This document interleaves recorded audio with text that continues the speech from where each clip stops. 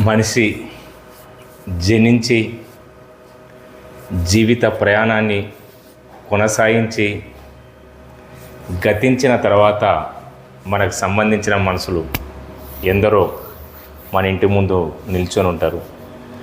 కానీ వాళ్ళంతా మన రక్త సంబంధికులు, మన అన్నతమ్ముళ్ళు, మన అక్కచెల్లెళ్ళు, మన కుటుంబ పరివారానికి విస్తరించడం వల్ల వాళ్ళంతా దూరం జరగడం జరుగుతుంది. వాళ్ళను మనమంతా మర్చిపోతున్నాం వ్యక్తిగతమైన కారణాల వల్ల. కానీ మనము మరణించిన తర్వాత మనల్ని ఎవరు కలవలేరు. మనం జీవించంగానే వాళ్ళతో మనం కలుస్తుండాలి. వాళ్ళు మనకు కలవకపోయినా మనం కలుస్తూ ఉండాలి. ఒక మనిషి ఒకసారే జన్మిస్తాడు. మళ్ళీ జన్మ ఉన్నదో లేదో ఇదివరకు ఎవరు కనుక్కోలేకపోయిండు. కాబట్టి మన జీవిత ప్రయాణంలో మనం జన్మించినప్పటి నుంచి మనకెన్నో రకాల సహాయ సహకారాలు చేసిన మన రక్త సంబంధికులు ఉంటారు. మన తల్లి తరఫున కానీ, తండ్రి తరఫున కానీ, మన తరఫున కానీ మనకు పిల్లనిచ్చిన వాళ్ళు ఉంటారు. ఇంకా ఎన్నో సంబంధాలు మనతోటి షేర్ చేసుకున్న వాళ్ళు కూడా చాలామంది ఉంటారు.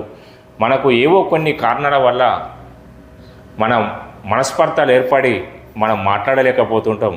కానీ తప్పకుండా మనము కలుస్తుండాలి, మాట్లాడుతుండాలి, ప్రయాణిస్తుండాలి.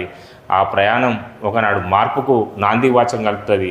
మనిషిని మనిషిగా మనం ఎప్పుడు దూరం జరగకూడదు. మనమంతా కలిసి ప్రయాణించాలి.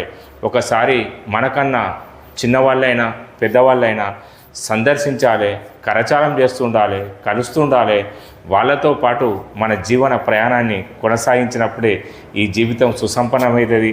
చాలామంది ఇప్పటికి కూడా నేను చూస్తున్నా దగ్గర 70-80 ఏళ్ళకి వచ్చినా కూడా అన్నదమ్ములతో మాట్లాడుకోవట్లేదు. పిల్లనిచ్చిన వాళ్ళతోటి వాళ్ళ పిల్లలు అందరైనా కూడా ఓలకోలకు పరిచయం లేకుండా అవుతుంది. దయచేసి మన బంధుమిత్రులు ఎవరున్నా మనం కలిసే ప్రయత్నం చేస్తారు, కలిసి ప్రయాణించే ప్రయత్నం చేస్తారు. ఇది కొందరికి చేదుగా ఉండొచ్చు, కానీ కలిసినప్పుడు అది ఎంతో తీపిగా ఉంటుంది.